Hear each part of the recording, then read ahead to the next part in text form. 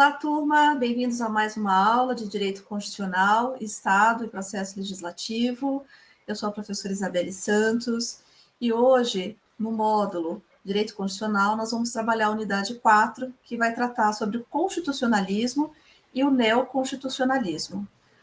Bom, a primeira experiência jurídico-constitucional de limite de poder político que se tem notícia a respeito dessa temática surge ainda lá na Antiguidade Clássica, tendo-se como exemplo os hebreus, os gregos, os romanos. Porém, o constitucionalismo moderno, nos moldes mais próximos do que nós conhecemos atualmente, só vai surgir ali em meados do século XVIII, com a Constituição dos Estados Unidos da América, de 1787, e a Constituição Francesa, de 1791, que vão, então, proporcionar o chamado nascimento do constitucionalismo. Então, esse constitucionalismo moderno ele vai se assentar em três pilares. Quais são eles? Justamente a contenção do poder dos governantes, por meio da separação dos poderes, então legislativo, executivo, judiciário, a garantia de direitos individuais, concebidos como direitos negativos, né, e oponíveis ao Estado, então lá os chamados direitos fundamentais, e a necessidade de legitimação do governo pelo consentimento dos governados. E o que significa isso, pessoal? Eu coloquei aqui para vocês, né, no material, que o constitucionalismo ele vem a ser um movimento justamente o quê? Jurídico e político, que vai limitar o poder do Estado soberano através dos chamados direitos fundamentais. E com qual finalidade? Justamente evitar que o próprio Estado ele venha a produzir abusos contra a sua própria população, inclusive, e constituindo-se assim no chamado Estado de Direito. Então, existe uma junção muito tênue entre constitucionalismo e democracia. Contudo, durante a história, houve algumas tensões entre o constitucionalismo e a democracia, uma vez que por longo tempo se desejou um poder limitado de quem detinha o poder. Então, o constitucionalismo ele vem justamente para lidar com a necessidade de legitimação do poder, cujas bases vão se assentar no quê? Na chamada teoria da democracia. E, curiosamente, o modelo democrático com maior êxito na emancipação dos povos foi o constitucionalismo democrático, uma vez que ele limitou o poder autoritário, né, as violações de direito, assim como o predomínio das oligarquias, de maneira muito mais efetiva, pessoal, do que os outros modelos exclusivamente constitucionais ou modelos, inclusive, exclusivamente democráticos. Por isso que a gente vai ter, então, como elementos inovadores desse constitucionalismo moderno, justamente a limitação do poder, ou seja, do poder estatal, daquele que detém, né, naquele momento, o poder, que não vai poder fazer tudo como bem entende, né? Existe uma previsão também de direitos e a separação dos poderes estatais. Então, para o professor português Gomes Canutilho, o constitucionalismo ele é a teoria, né, ou ele até diz assim, a ideologia que ergue o princípio do governo limitado e dispensável justamente o quê? A garantia dos direitos em dimensão estruturante da organização político-social de uma comunidade, de uma sociedade como um todo. E vale lembrar que o movimento constitucionalismo ele foi jurídico, mas ele também foi político e ele foi cultural. E ele tinha, como eu disse para vocês, e estou batendo sempre nessa mesma tecla, como uma de suas finalidades limitar o poder do Estado. Uma vez que esse poder ele passa a ser tratado justamente nas constituições, rompendo então com aquele antigo regime absolutista, até então vigente, passando o povo a ser o titular das decisões. E essa limitação somente vai ser possível com a separação dos poderes e com a declaração de direitos. E aí a gente vai ter alguns requisitos do chamado constitucionalismo. Então, a gente passa a ter uma Constituição que é considerada uma Constituição rígida, uma Constituição escrita, isso lá com a Constituição dos Estados Unidos da América e da França. Também passa-se a ter a garantia jurisdicional da Constituição e uma força vinculante da Constituição, ou seja, uma força obrigatória, uma força cogente de impor, né? Existe a sobreinterpretação dessa Constituição, a aplicação direta das normas constitucionais. Um outro ponto importante vai ser a interpretação conforme as leis e a influência dessas constituições de cada um dos estados soberanos sobre as suas relações políticas. Lembrando que cada país possui a sua própria Constituição de Estado, conforme a sua realidade. Com relação ao neoconstitucionalismo, ele é considerado justamente o quê? Uma evolução que vai se dar ao longo da história do chamado velho constitucionalismo. Então, aqui a gente vai ter algumas pretensões mais específicas, no qual a gente vai aplicar a um Estado constitucional democrático e de constituições mais garantistas. Então, vai se sustentar a mudança da supremacia da lei agora para a supremacia da Constituição. Então, como nós vimos em aulas anteriores, inclusive a pirâmide de Kelsen, o documento que vai estar lá no topo dessa pirâmide é justamente qual? A Constituição da República Federativa do Brasil, no nosso caso, a de 1988, que é a nossa Constituição vigente. E quando surge, então, o neoconstitucionalismo? Eu subdividi aqui em 3 etapas. Então, quando ele surge no mundo, quando ele surge aqui na América Latina, né? E quando ele vai surgir, mais precisamente, dentro do nosso território. Então, o neoconstitucionalismo ele vai surgir depois da Segunda Grande Guerra Mundial, tendo como um dos principais marcos justamente aquele julgamento ocorrido no Tribunal de Nuremberg, na Alemanha, no período compreendido ali entre 1945 e 1949. Então, esse tribunal ele é criado para julgar quem? Os criminosos nazistas que cometeram crimes contra a humanidade, crimes de guerra entre 39 e 45, e o tribunal vai existir de 1945 a 49. Então, o que vai acontecer nesse momento? As constituições europeias, ou pelo menos boa parte delas, nesse contexto, né, e dentro desse ponto de vista material, elas vão deixar de ser meros documentos retóricos de inspiração política e vão passar a ter uma força normativa na qual vai ter uma aplicação de preceitos, principalmente no que tange à proteção da pessoa humana. E isso com base no quê? Nos casos concretos. Então, vai servir necessariamente de referência e orientação à produção, à interpretação e à aplicação das normas infraconstitucionais, em razão justamente do quê? Da sua característica de centralidade dentro do sistema. Então, quem vai estar no núcleo desse sistema jurídico? A Constituição de um determinado país. Já aqui na América Latina, o neoconstitucionalismo ele vai se desenvolver nos anos 80, em razão justamente dos chamados movimentos sociais que vão acontecer, então, ali no início da década.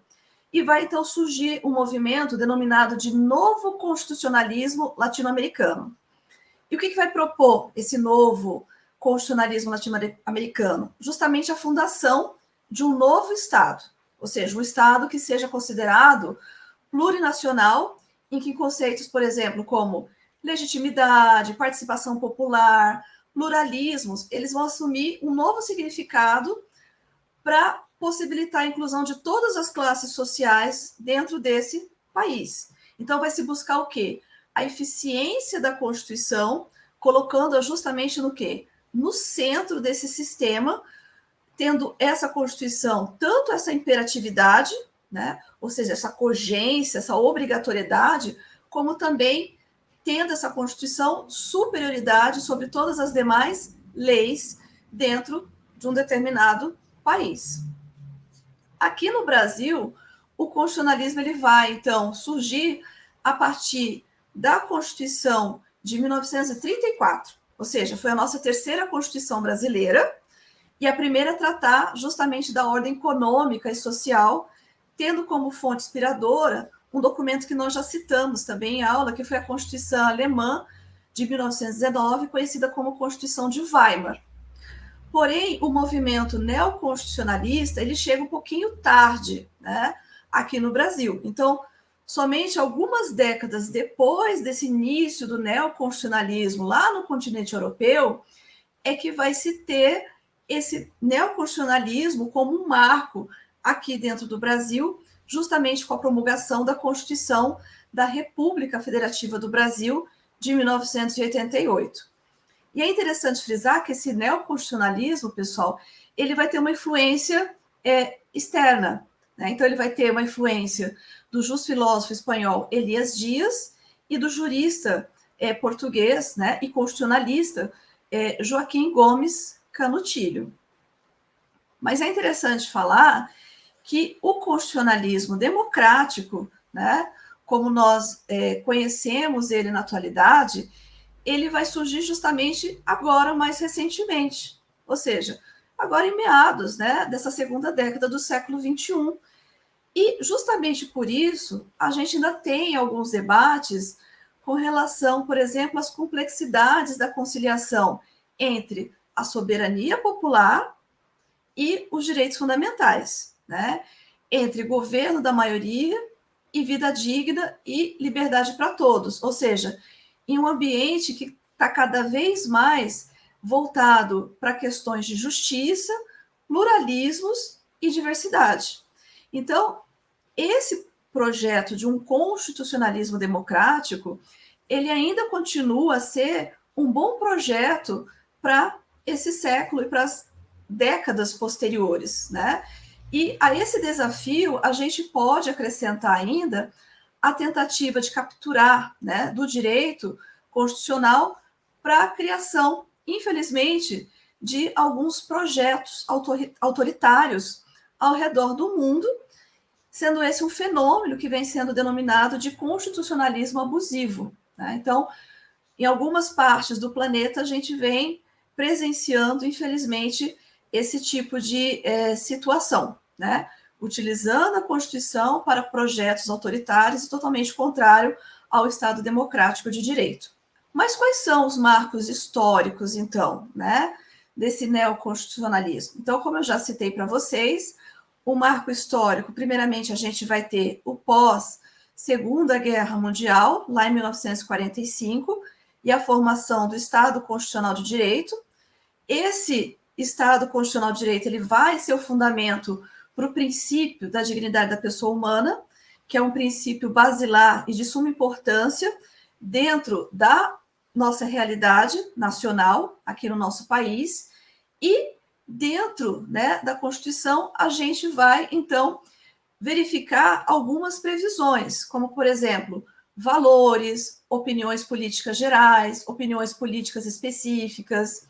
Então, nesse momento, a gente vai perceber que o neoconstitucionalismo ele vai identificar um amplo conjunto de modificações ocorridas no Estado e também dentro do direito constitucional. Então, o marco histórico dessa mudança é justamente a formação do quê? Do Estado Constitucional de Direito. Para além desse marco, a gente também tem um chamado marco filosófico. Ele vai surgir, então, com o chamado pós-positivismo e vai ter uma outra característica, que é o reconhecimento da centralidade dos direitos fundamentais e a aproximação do direito e da ética. Então, a gente vai ter um elo muito mais forte entre direito e ética.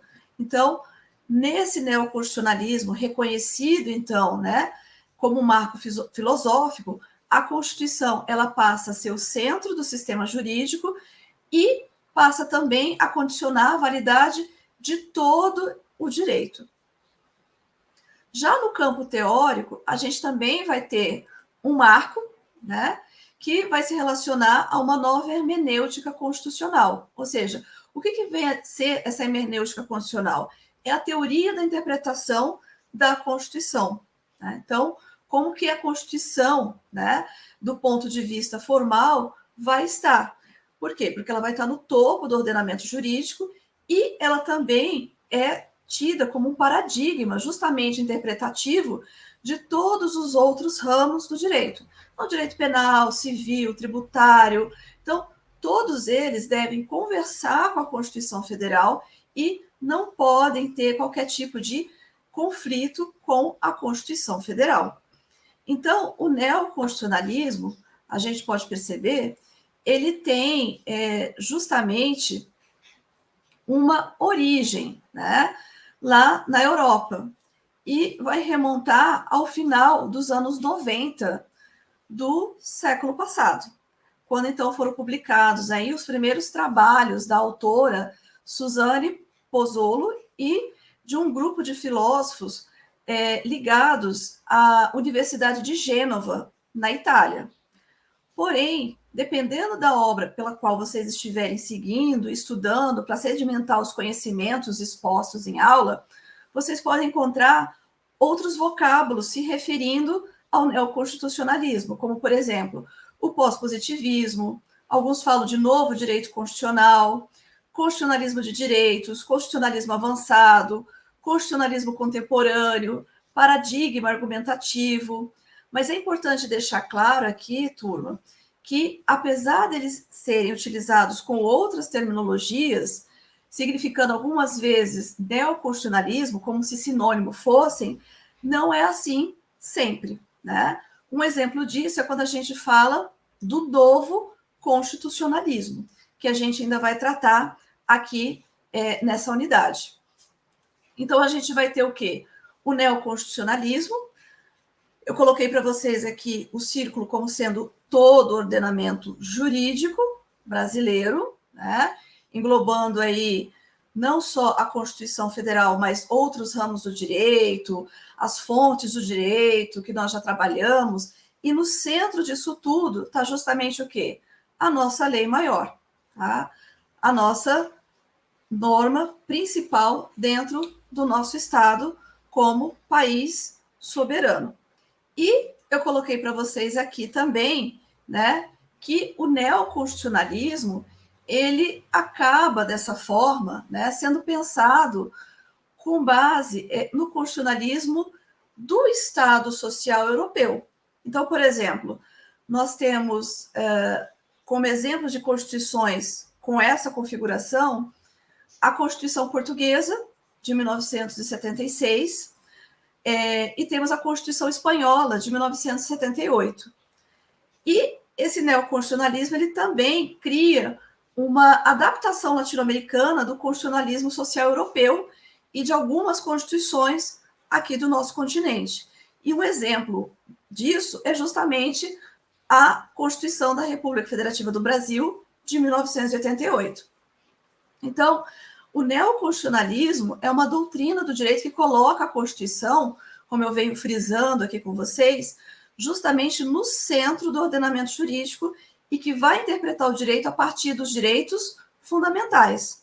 Que direitos fundamentais? Exemplo, o artigo 5º, seus incisos e seus parágrafos lá da Constituição Federal, que vai falar sobre liberdade de locomoção, liberdade de religião, liberdade de expressão, dentre outros direitos ali elencados. Então, o neoconstitucionalismo ele vai marcar uma transição, né, uma travessia entre o Estado legislativo de direito, influenciado pela doutrina inglesa de supremacia do parlamento e da francesa com enfoque na lei, principalmente, né, como expressão do povo, para um Estado constitucional de direito, influenciado aqui pela supremacia da Constituição. E aí sai do modelo inglês e do modelo francês e vai para o modelo americano. E aqui a gente tem como referências, dentro da Europa, a Constituição da Itália, de 1947, a Constituição da Alemanha, de 1949, e, como eu já citei, né, a de Portugal e da Espanha, e a nossa atual Constituição vigente. Então, é interessante falar que o neoconstitucionalismo, ou o constitucionalismo contemporâneo, ele tem, em razão disso, algumas características. Que características serão essas, né? Então, algumas dessas características são justamente o fato, né, de existir a constitucionalização do ordenamento jurídico, né? O que vai significar isso, né? Existe a supremacia da Constituição diante da lei, ela está no topo, então, tudo que está abaixo dela vai ser infraconstitucional, e tudo que está abaixo dela não pode conflitar com a Constituição Federal, sob pena de ser considerada como inconstitucional e não ser aplicada. Há também a renovação da teoria das fontes, ou seja, as fontes, né, são revisitadas, ou seja, os princípios, os valores morais que nós trabalhamos. Então, isso vai ser revisto. Há também, como uma outra característica, uma nova teoria dos princípios, e isso porque quando nós falamos de princípios relacionados aos direitos fundamentais, existe o que a gente chama dentro do direito de irradiação dos princípios. Então, ele irradia para todo o sistema, para todo o sistema. Então, quando a gente fala de dignidade da pessoa humana, esse princípio que consta na nossa lei maior, ele existe dentro de todo o sistema jurídico nacional. Então, quando o magistrado ele vai decidir, dar uma sentença, ele tem que se ater, dentre outras questões, justamente a esse princípio, que é o princípio da dignidade da pessoa humana. Uma outra característica é o desenvolvimento da teoria dos direitos fundamentais. Há também o método da ponderação, que é a técnica de ponderar esses princípios relativos aos direitos fundamentais. E isso por quê? Porque no campo prático, turma, pode ser que um direito fundamental, né, um princípio fundamental, ele possa colidir com o outro.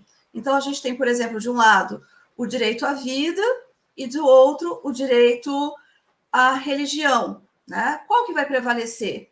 Se no caso concreto, a gente só fala dessa colisão no caso concreto, tá? Nunca abstratamente, hipoteticamente, mas no caso concreto, qual que vai prevalecer? Então, o magistrado ele vai se utilizar da técnica da ponderação, para ver qual é o que possui maior valor, por exemplo. Tá? Então, existem N exemplos de colisão entre princípios que versam sobre os direitos fundamentais. E há também, turma, a chamada atuação fortalecida do Poder Judiciário, no qual existe a necessidade de defesa da Constituição. Então, a gente vai ter como características marcantes, né, do neoconstitucionalismo justamente essa força normativa da Constituição, uma rematerialização das constituições, um fortalecimento da jurisdição constitucional e a centralidade tanto da Constituição quanto dos direitos fundamentais. Então, nós, como seres humanos, nós estamos, né, no centro dessa proteção dentro do sistema jurídico brasileiro. Mas, apesar de todas essas características, né, embora a doutrina, os estudiosos do direito, eles sustentem ser o neoconstitucionalismo bastante refratário, né, a voluntarismos ou a personalismos, a base axiológica do neoconstitucionalismo é inspirada justamente numa teoria da justiça. E não raro ela é cooptada por discrecionalidades, arbitrariedades e algumas vezes também alguns ativismos. E, em razão disso, tem-se algumas críticas também ao chamado neoconstitucionalismo, que, como eu disse para vocês, difere do constitucionalismo. Tá? Então, a gente pode citar, então, aqui o totalitarismo constitucional, né? Com a inclusão de matérias supérfluas e demasia na Constituição, como normas de cunho financeiro, cultural, educacional, esportivo, algumas vezes até ocasionando a banalização da nossa lei maior.